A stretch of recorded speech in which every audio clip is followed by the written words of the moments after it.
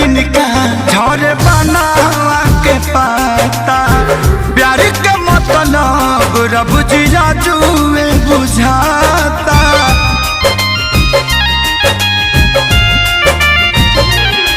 हम इनका से तनिको खफा नहीं खी काहे की जान बेवफा नहीं खी।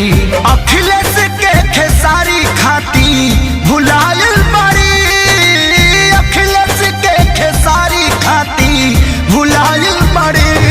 हमर जान आज हरद से लताइल बड़ी, हमर जान आज हरद से लताइल बड़ी।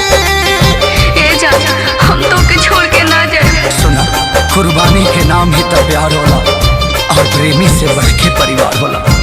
सबके इज्जत के बात न जान, तोहरा चले के परी।